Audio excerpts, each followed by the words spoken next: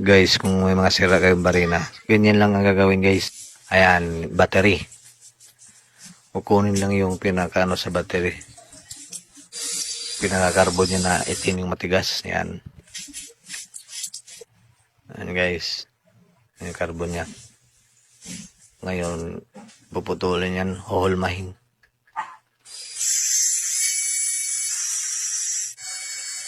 Guys, pinutol na. Kasi ang madalas walang mapudpud sa barina, ayan. Ayan guys, alma na. Tatanggalin yung pinakaano ng barina.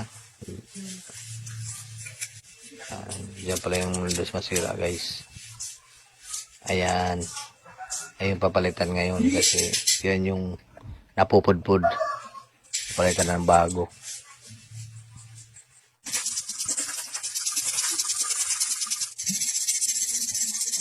So ayun na nga guys. Pinutasan na kasi dyan nilalagay yung wire. Magandang conductor yan guys kasi carbon yan. Ayan. So, ididikit para di matanggal. Ayan, babalik na. Ngayon lang guys, kung may masira kang barina, yun lang yung babalitan. Yung ano, sa barina nyo. Ayan. Okay na uli guys. So, ganyan lang yung gagawin guys. Papalitan nyo lang yung carbon ng barina nyo. Ito guys, bagong invention sa ano, bumbilya. Ayan, pundi bumbilya bago to. Ayan, pag pundi yung bumbilya nyo guys, ibig sabihin, hindi nakagana yan. Kaya ang gagawin dyan, hahanapin yung pundi. Ayan guys, testing na. Ayan yung pundi guys, ngayon tatanggalin yan. Ayan, sirain na yan guys. So may bagong pang ano yan guys, kung walang panghinang o wala kayo panghinang, ayan gagamitin nyo ngayon yung lapis.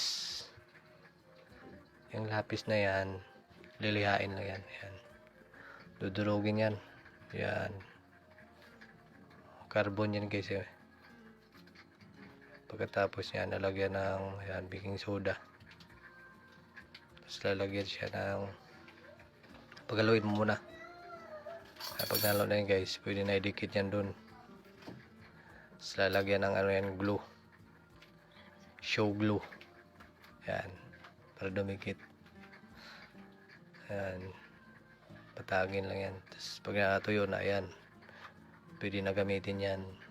Kung wala lang naman kayong pang solda, yung soldering iron. So ganyan lang guys. Okay na uli yung mobilya na napundi. Thank you guys.